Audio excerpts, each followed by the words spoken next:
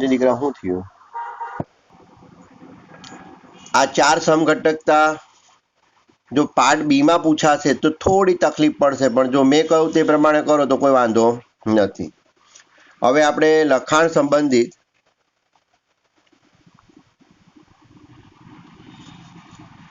જે પ્રશ્ન છે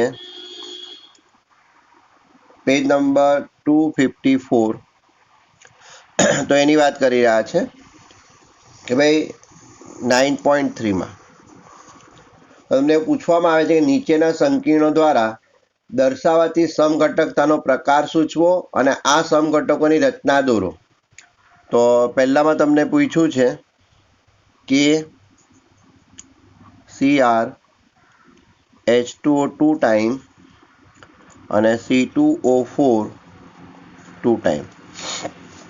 તમારે કયા પ્રકારની સમઘટકતા ઉદ્ભવે એ તમારે જવાબ આપવાનો છે. તો આ તો બેઠું ચોપડીનું જ છે. તો અહીંયા તમે લિગેન્ડનું પ્રમાણ જો 2:2 છે, એટલે આમાં ભૌમિતિક સમઘટકતા સીસ અને ટ્રાન્સ ઉદ્ભવશે. એટલે ભૌમિતિક સમઘટકતા ઉદ્ભવશે પ્લસ આમાં જે આ સીસ સમઘટક હશે, બરાબર, ટ્રાન્સમાં તો પ્રકાશીય સમઘટકતા નહીં જોવા મળે, પણ જે સીસ હશે એ સીસમાં પ્રકાશીય સમઘટકતા જોવા મળશે.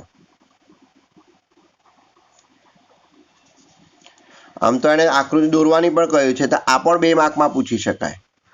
તો હવે આપણે આકૃતિ દોરને બતાવીએ તો આનું કેનું આયનીકરણ કરો તો પ્લસ થશે, એટલે આપણો સંકીર્ણ બનશે Cr H2O 2 અને આ ઓક્ઝલેટ છે 2⁻²+1. તો આ એકમાં બતાવું છું, જોઈ લો. તો મેટલ લિગેન્ડનું પ્રમાણ 2:2 છે, બરાબર છે. તો આ H2O, આ પણ H2O અને ઓક્ઝલેટ છે, તો આ OX, આ OX, આ બની ગયું ⁻²+1. તો આ સીસ. હવે ટ્રાન્સની વાત કરીએ તો H2O, H2O, આ ઓક્ઝલેટ છે, 1 બંધ 2 બંધ, સોરી OX, OX આખા ⁻²+1. હવે આમાં પ્રકાશીય સમઘટકતા પણ જોવા મળશે, કારણ કે તમે આનું અરીસા પ્રતિ અહીં મૂકી દો આમ, તો આનું ઉલટું દેખાશે, એટલે H2 આ બાજુ ને એકવા આ બાજુ, એટલે આમાં ભૌમિતિ અને પ્રકાશીય સમઘટકતા બંને જોવા મળે. ચાલો બીજાની વાત કરીએ તો CO EN3 Cl3. તો આમાં શું જોવા મળશે? તો આમાં માત્ર તમને પ્રકાશીય સમઘટકતા જ જોવા મળશે, બરાબર છે. કેવી રીતે? તો આમાં પ્રકાશીય સમઘટકતા જોવા મળે, પ્રકાશીય સમઘટકતા જોવા મળે. તો કઈ રીતે જોવા મળશે? તો આમાં પણ માઇનસ કાઢી નાખી એટલે +3 થઈ જાય. તો આ કોબાલ્ટ EN 3 છે, તો એકવાર EN આ બાજુ એક રાખો અને બીજી વાર EN આ બાજુ બતાવો 2, કારણ કે EN એ દ્વિદંતીય તટસ્થ લિગેન્ડ છે, તો આ +3. હવે આનું અરીસામાં પ્રતિબિંબ જોઉં તો આ બાજુ જયેલું જશે, વી શેપ જે આમ છે અત્યારે તે આ બાજુ થઈ જશે, તો EN એક આ બાજુ આવી જશે, EN આમ, એક EN આમ.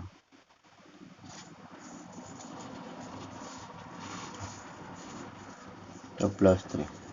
ઓકે. તો આ પણ તમને પરીક્ષક 2 માર્કમાં પૂછી શકે, આપણે કહ્યું તે પ્રમાણે, બરાબર. આનો આયુપેશી નામનો અડધો માર્ક લઈ લે, આનો અડધો માર્ક, 2 માર્ક થઈ ગયા, આનો અડધો માર્ક, અડધો માર્ક, આમ કરીને પૂછી શકે. એટલે આ બધાની પ્રેક્ટિસ કરવી જરૂરી છે. ચાલો હવે ત્રીજાની વાત કરીએ તો ત્રીજામાં CO NH3 5 NO2 અને ક્લોઝ બ્રેકેટની બહાર NO3 2 ટાઈમ. તો આમાં ભૌમિતિક, પ્રકાશીય અને બંધનીય સમઘટકતા પણ જોવા મળે. કારણ કે આમાં તમે જોશો તો આ NO2 છે એટલે ઉભયદંતીય છે. તો આમાં ત્રણેય પ્રકારની સમઘટકતા જોવા મળે છે. તો ભૌમિતિક, પ્રકાશીય અને બંધનીય સમઘટકતા પણ જોવા મળે. એટલે બંધન સમઘટકતા પણ જોવા મળે. ત્રણે સમઘટકતા જોવા મળે. અને પાછળ જવાબ જોશો તો 10 શક્ય સમઘટકો આપ્યા છે. 10 શક્ય સમઘટકો છે. એટલે આપેલા બંધારણ સૂત્રના કેટલા સમઘટકો છે? 1, 2 ને 10. હવે આ સૌથી મોસ્ટ આઈએમપી ગોખણપટ્ટીનો સવાલ થઈ ગયો. હવે તમને એક્ઝામમાં પૂછાય, તમને એક્ઝામમાં આવો સવાલ પૂછાય, હું બનાવી દઉં છું સવાલ કે ભાઈ CO Na3 NO2 અને NO3 2 ટાઈમ ના શક્ય ખાલી જગ્યા સમઘટકો છે. બરાબર છે? A, B, C, D. 5, 10, 15, 8. તો આ બેઠો ચોપડીનો ગોખણપટ્ટીનો સવાલ છે. 10 છે. હા, નહીં તો હવે તમને એક આવો સવાલ બી પાછો પૂછી શકાય, નીચેનામાંથી ખાલી જગ્યા સંકીર્ણ સંયોજનમાં બંધન, ભૌમિતિક તેમજ પ્રકાશીય એમ ત્રણેય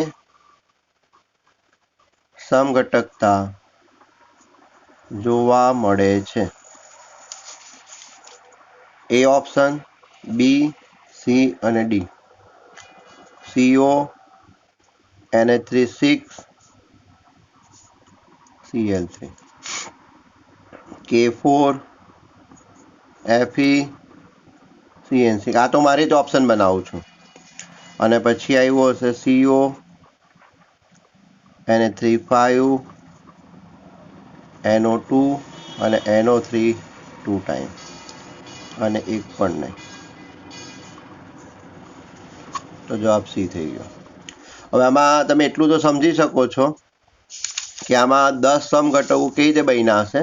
આપણે 10 કયા છે બનાવવાની જરૂર નથી, પણ તમે હવે સમજી શકો છો કે આ NO2 છે એ ઉભયદંતીય છે એટલે આ બંધનીય સમઘટકતા તો જોવા મળે. બરાબર છે? ઓકે. ત્યારબાદ આમાં એકચ્યુઅલી આયનીય સમઘટકતા પણ સંભવી શકે એમ છે. સોરી, પ્રકાશીય નહીં, આયનીય સમઘટકતા. સોરી, મારી ભૂલ થાય છે. આયનીય સમઘટકતા પણ શક્ય છે. આયનીય, પ્રકાશીય નહીં, આયનીય. કારણ કે આ પ્રતિ આયન એ લિગેન્ડ બનવાની ક્ષમતા ધરાવે છે. તો આ જે છે NO3-1 એ અંદર જઈને NO2 ને બહાર કાઢી શકે છે. એટલે પ્રતિ આયન એ લિગેન્ડ બની શકે છે અને લિગેન્ડને પ્રતિ આયન બનાવવાની ક્ષમતા ધરાવે છે. એટલે આ બી સમજી શકાય એવું છે. અને ભૌમિતિક સમઘટકતા અહીંયા 5:1 રેશિયો છે, જોઈ લો. અને આપણે અત્યાર સુધી જે તમને ભણાવ્યું છે 2:2, 2:4 અને 3:3 માં ભૌમિતિક સમઘટકતા જોવા મળે. તો આપણે JEE નીટને જ્યારે કરીશું ત્યારે આનો જવાબ તમને મળશે. ઓકે. અથવા ગૂગલ બાબાને તમારે પૂછવું હોય તો પૂછી શકાય. પણ ટૂંકમાં આટલું ગોખણપટ્ટી કમ્પલસરી કરવી પડશે બોર્ડના વિદ્યાર્થીઓએ. તો આટલું તો તમને આવડતું જ હોવું જોઈએ. એટલે આ ઉદાહરણને પરફેક્ટલી ગોખવાનું અને એમાં યાદ રાખવાનું કે એમાં ભૌમિતિક, આયનીય અને પ્રકાશ સમઘટકતા જોવા મળે. અને એના સમઘટકો કેટલા? તો 10. ઓકે. અને આમાં સૌથી વધારે કયા જોવા મળશે? તો બંધનીય અને આયનીય. એટલે આ મેક્સિમમ હશે. અને ભૌમિતિક સમઘટકમાં તો 2 જ હશે. એટલે આ 2, બાકીના આના 4 અને આ બાજુ 4, 8 ને 2 10 એમ થઈ ગયા હશે. ઓકે. ચાલો, તો આ ખાસ યાદ રાખવાનું છે. આમાં કોઈ બાંધછોડ ચાલશે નહીં. તો આ ખાસ ગોખણપટ્ટી કરવાનો સવાલ હતો. હવે ચોથું ઉદાહરણ કયું છે? તો ચોથું ઉદાહરણમાં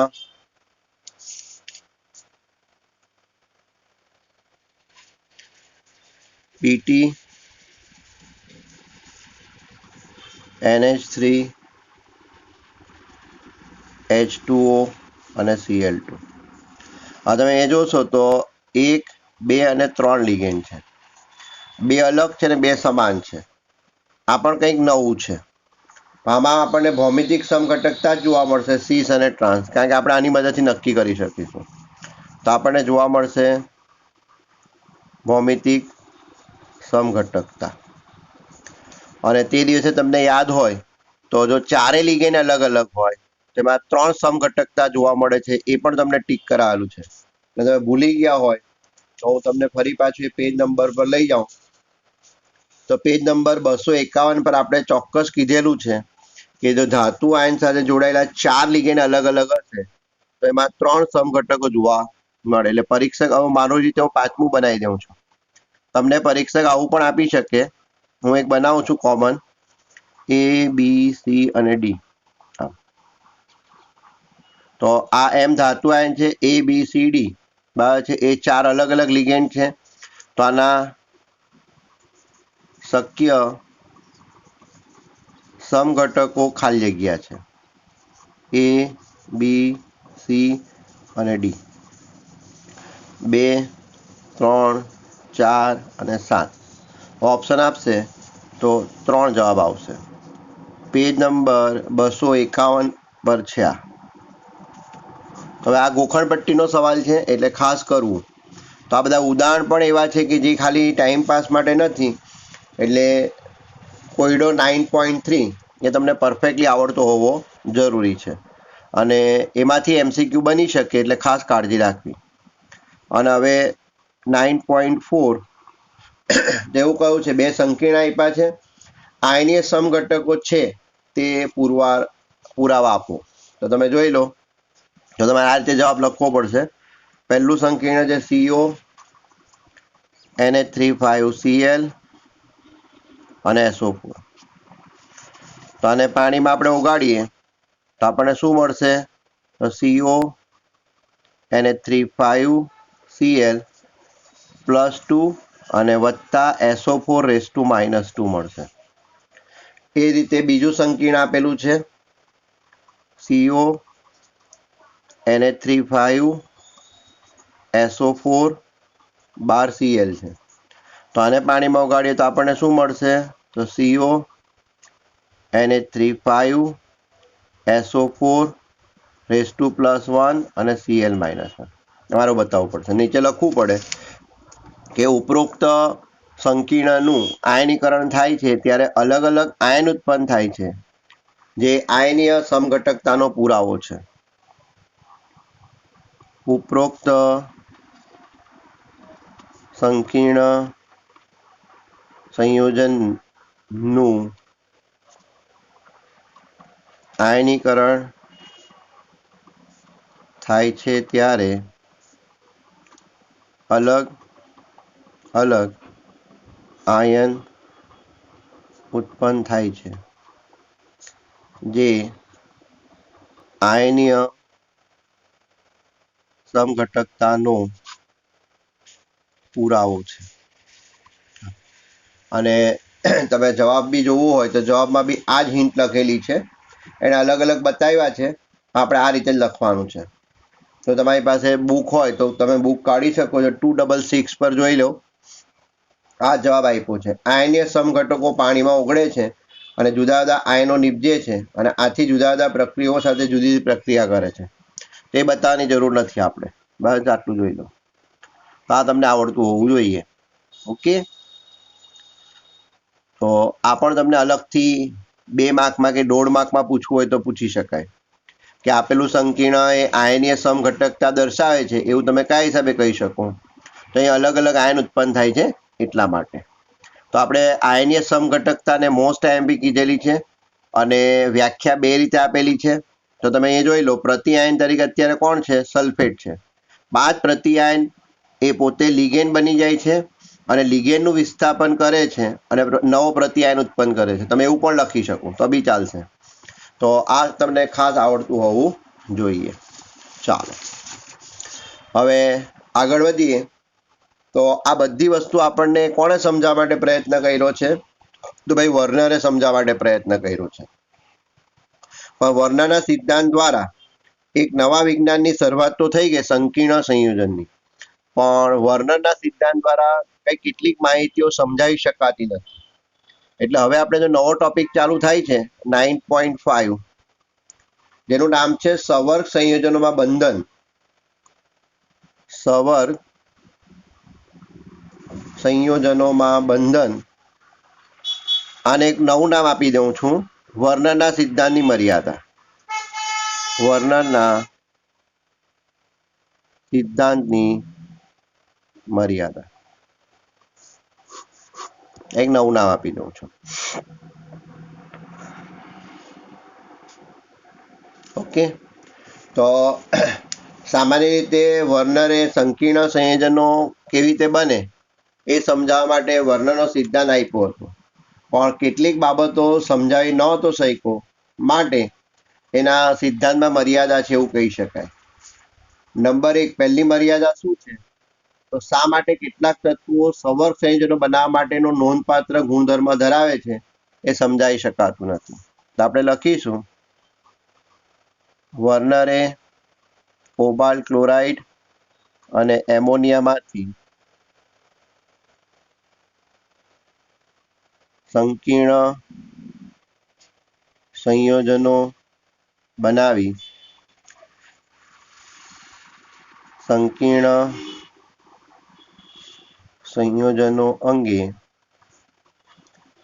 માહિતી આપી, પરંતુ કેટલીક માહિતી વર્નરના સિદ્ધાંત વડે સમજાવી શકાતી નથી. આથી તેમાં મર્યાદા છે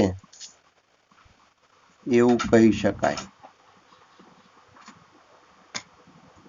તેમાં મર્યાદા છે એવું આપણે કહી શકીએ. તો આપણે અગાઉ પણ કીધું હતું કે ભાઈ સંકીર્ણ સંયોજનો મોટાભાગે કોણ બનાવે? તો સંક્રાંતિ તત્વો જ બનાવે છે. તો બીજા અન્ય તત્વો નથી બનાવી શકતા. તો આવું કેમ? તો પહેલી મર્યાદા આ છે કે ભાઈ કેટલાક તત્વો સંકીર્ણ સંયોજનો બનાવી શકે છે, તે સમજાવી શકાતું નથી. બરાબર છે? તો બીજા કેમ નથી બનાવી શકતા? તો સંક્રાંતિ તત્વો બનાવે છે તો એની તો આપણે લાક્ષણિકતા જોઈને આવ્યા 8મા પાઠમાં, તમને યાદ હોય તો. બરાબર, 6 મુદ્દા લખીને આવ્યા છે. પણ બીજા કેમ નથી બનાવી શકતા? તો એવી કોઈ નોંધનીય માહિતી આપણને મળતી નથી. બીજું, આ સવર્ગ સંયોજનોમાં જે બંધ બને છે એ બંને પરિણામે એમાં દિશાકીય ગુણધર્મ ઉદ્ભવે છે. તો દિશાકીય ગુણધર્મ કેમ ઉદ્ભવે છે તે માહિતી મળતી નથી.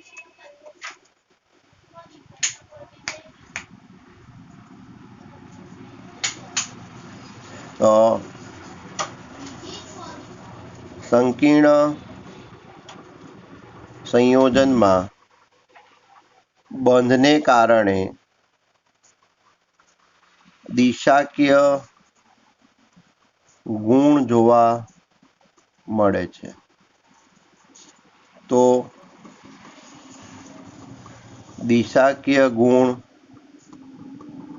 કેમ છે તે સમજાવી શકાતું નથી. ત્યારબાદ ત્રીજી મર્યાદા, તો સવર્ગ સંયોજનોમાં કેટલાકમાં ચુંબકીય ગુણધર્મ હોય છે. એટલે આપણે કહીએ છીએ કે આનું ચુંબકીય છે, આ પ્રતિચુંબકીય છે, અને કેટલાક પ્રકાશીય ગુણધર્મ ધરાવે છે. તો આવા ગુણધર્મ શાને કારણે છે તે સમજાવી શકાતી નથી. તો સવર્ગ સંયોજનોમાં લાક્ષણિક ચુંબકીય ગુણધર્મ હોય છે, તેમજ કેટલાક પ્રકાશીય ગુણધર્મ ધરાવે છે તે સમજાવી શકાતું નથી. તો ન કરે નારાયણ, ઘણીવાર આ સવાલ 2 માર્કમાં પૂછાયો છે. તો તમને વર્નરના સિદ્ધાંતની મર્યાદા આવડતી હોવી જોઈએ. તો આ વર્નરના સિદ્ધાંતની મર્યાદા છે. થોડી લાંબી બનાવવા પ્રયત્ન કર્યો છે. ઉપરનો પહેલો મુદ્દો મેં આપણે લખ્યો છે, કારણ કે આપણે આ વર્નરનો સિદ્ધાંત જાણીએ છીએ. એટલે આટલું તો પરીક્ષક મજબૂર જ થઈએ કે ના વાત સાચી છે, એટલે આનો અડધો માર્ક તો આપી દે. અને બાકીના 3 મુદ્દામાં ન સમજ પડે એવું તો કંઈ છે નહીં, કે ભાઈ કેટલાક તત્વો સંકીર્ણ સંયોજનો બનાવે છે, પણ કેટલાક બનાવી શકાતા નથી, તે સમજાવી શકાતું નથી. સંકીર્ણ સંયોજનોમાં બંધને કારણે દિશાકીય ગુણધર્મ હોય છે, તો દિશાકીય ગુણધર્મ કેમ છે તે સમજાવી શકાતું નથી. ત્યારબાદ ચુંબકીય ગુણ અને પ્રકાશીય ગુણધર્મ અંગે પણ માહિતી મળતી નથી. તો અંડરલાઈન કરેલા શબ્દો તમે ધ્યાન રાખો, એની મદદથી થિયરી બનાવી શકાય. બરાબર છે? તો કંઈ અઘરું છે નહીં, પ્રયત્ન કરો તો બેઠો 2 માર્કનો લાડવો ખાઈ શકાય એમ છે. તો હવે આપણી આદત કેવી હોય, છેલ્લે આવે છે આણ્વીય કક્ષકવાદ, મોલિક્યુલર ઓર્બિટલ થિયરી, MOT. તો આપણે એવું માની લઈએ કે સૌથી પહેલા વર્નરનો સિદ્ધાંત આવ્યો હશે. એ કેટલીક વસ્તુ ન સમજાઈ શક્યો, એટલે એ દૂર કરવા માટે સંયોજકતા બંધનવાદ, વેલેન્સ બોન્ડ થિયરી આવી. એ ન સમજાઈ શક્યો એટલે CFT, સ્ફટિક ક્ષેત્રવાદ, ક્રિસ્ટલ ફિલ્ડ થિયરી આવી. ત્યારબાદ લિગેન્ડ ફિલ્ડ થિયરી, LFT, અને MOT, મોલિક્યુલર ઓર્બિટલ થિયરી, આણ્વીય કક્ષકવાદ. તો ટૂંકમાં સંકીર્ણ સંયોજનોને સમજાવવા માટે આ બધા અલગ અલગ સિદ્ધાંતો આવ્યા, બરાબર, અલગ અલગ થિયરીઓ આવી, અને આ દરેકમાંથી કંઈ ને કંઈ સાચું મેળવતા ગયા, અને આજની તારીખમાં આપણી પાસે, બરાબર છે, આ તમામ માહિતીઓ છે. તો હવે અફસોસ કે જે 30% સિલેબસ કટ થયો છે તેમાં પાછળની બધી થિયરી નીકળી જાય છે. તો crystal field theory, ligand field theory અને આણ્વીય કક્ષકવાદ અંગે આપણે કોઈ માહિતી કરવાની નથી.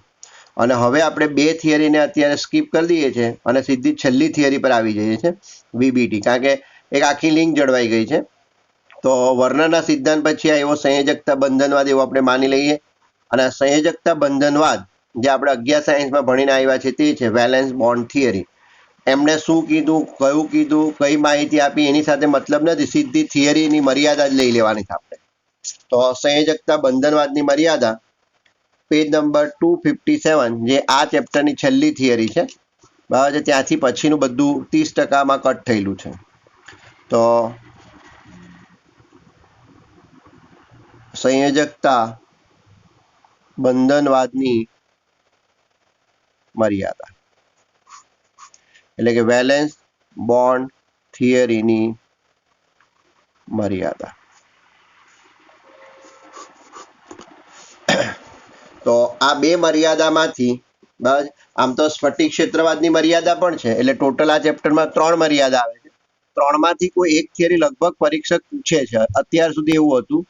તો હવે રહી ગઈ 2 જ છે, એટલે તમારે આ 2 મર્યાદા ખાસ કરવાની. તો હવે એક જ લીટીમાં પહેલા સંયોજકતા બંધનવાદની મદદથી શું જાણી શકાયું તેની વાત લખી દઈએ. તો સંયોજકતા બંધનવાદની મદદથી સંકીર્ણ સંયોજનની બનાવટ, રચના અને ચુંબકીય ગુણ સમજાવી શકાય, પરંતુ કેટલીક બાબતો નથી સમજાવી શકાતી, જે નીચે પ્રમાણે છે, જેને આપણે મર્યાદા કહીશું. હવે સંકીર્ણ સંયોજનની બનાવટ કેવી રીતે સમજાવી, રચના કેવી રીતે સમજાવી, ચુંબકીય ગુણધર્મ કેવી રીતે સમજાવ્યો, એ આપણો વિષય નથી અત્યારે, બરાબર. આપણે પહેલો મુદ્દો આ લખીશું કે વેલેન્સ બોન્ડ થિયરી વડે સંકીર્ણ સંયોજનોની રચના, બનાવટ અને ચુંબકીય વર્તણૂકને સમજાવી શકાય છે, પરંતુ કેટલીક બાબત VBT વડે સમજાવી શકાતી નથી, જેને જે મર્યાદાઓ નીચે પ્રમાણે છે. તો મેં પહેલા જ કહ્યું કે આપણે સંકીર્ણ સંયોજનો સમજાવવા માટે તો ઘણી બધી થિયરીઓ આવી. બાજે વર્નરે જે કંઈ પણ સમજાવ્યું એમાંથી આપણને ઘણી બધી વસ્તુ ઉપયોગી હતી. કેટલીક વસ્તુ ન સમજાવી શકાય એટલે સંયોજકતા બંધનવાદ આવ્યો. સંયોજકતા બંધનવાદ પણ કેટલીક માહિતી સમજાવી શક્યો, કેટલીક નહીં સમજાવી શક્યો. આમ આગળ વધતા ગયા ને આજની તારીખમાં આપણી પાસે સંકીર્ણ સંયોજનોની કમ્પ્લીટ માહિતી છે. ઓકે, ચાલો તો હવે સંયોજકતા બંધનવાદની મદદથી શું સમજાવી શકાયું? તો સંકીર્ણની રચના, બનાવટ અને ચુંબકીય ગુણ અંગે સમજૂતી મળે છે. પણ હવે બીજી કેટલીક વસ્તુઓ નથી સમજાવી શકાતી. તો નંબર 1, આ સંયોજકતા બંધનવાદ એ ઘણી બધી ધારણાઓ પર આધારિત છે. ધારણા એટલે કોઈ પ્રેક્ટિકલી માહિતી નથી, એક અંદાજ લગાવવામાં આવ્યો છે. વિજ્ઞાનમાં અંદાજ નહીં ચાલે. તો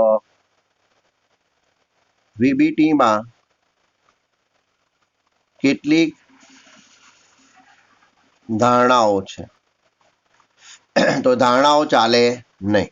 બરાબર. નંબર 2, ચુંબકીય ગુણધર્મનું જથ્થાત્મક અર્થઘટન કરી શકાતું નથી. તો આપણે ઇલેક્ટ્રોન રચનાની મદદથી એવું કહી શકીએ કે ભાઈ આ અનુચુંબકીય છે એટલે એની ચુંબકીય ચાક માત્રા આટલી છે, એવું નહીં કહી શકાય. એ અણુ છે કે પ્રતિ એ કહી શકાય, એની ચુંબકીય ચાક માત્રાનો જથ્થો કેટલો છે એ નથી માહિતી મળતી. તો ચુંબકીય માહિતીનું જથ્થાત્મક અર્થઘટન કરી શકાતું નથી. ચુંબકીય માહિતીનું જથ્થાત્મક અર્થઘટન કરી શકાતું નથી. એટલે આપણે અણુ છે કે પ્રતિ એવું કહી શકીએ, પણ ચુંબકીય ચાક માત્રાનો જથ્થો કેટલો છે તે આપણે કહી શકતા નથી. નંબર 3, સંકીર્ણ સંયોજનોના રંગ અંગે પણ માહિતી મળતી નથી. એ રંગીન કેમ છે કે રંગવિહીન કેમ છે એની પણ માહિતી આપણે સમજાવી નથી શકતા.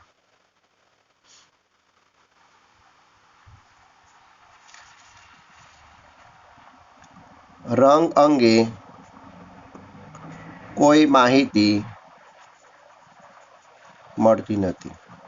તો આપણે 8મા ચેપ્ટરમાં કહ્યું તે પ્રમાણે કે ભાઈ જો અયુગ્મિત ઇલેક્ટ્રોન હોય તો ડીડી સંક્રાંતિ થશે, બરાબર છે, અને એ રંગીન હોય. પણ જો અયુગ્મિત ઇલેક્ટ્રોન નહીં હોય એટલે ડી કક્ષક ખાલી હોય કે બધા ઇલેક્ટ્રોન યુગ્મિત હોય તો એ રંગવિહીન હોય. આ માહિતી આપણે કહી શકીએ, પણ અહીંયા રંગ અંગે કોઈ માહિતી મળતી નથી. બરાબર. તો રંગ અંગે કયા પ્રકારની માહિતી નથી મળતી, કેવી રીતે નથી મળતી તે આપણો વિષય નથી. આ રંગ અંગે કોઈ માહિતી આપી શકતું નથી. ચોથું, લિગેન્ડ તો આપણી પાસે ઘણા બધા છે. એકદંતીય છે, દ્વિદંતીય છે, ત્રિદંતીય છે, ષડદંતીય છે, એમાં બધા તટસ્થ છે, એમાં ઋણ છે. તો લિગેન્ડ પ્રબળ છે કે નિર્બળ એ અંગે કોઈ માહિતી મળતી નથી. એટલે લિગેન્ડની પ્રબળતા અંગે કોઈ સમજૂતી મળતી નથી. લિગેન્ડ પ્રબળ છે કે નિર્બળ તે અંગે કોઈ માહિતી મળતી નથી.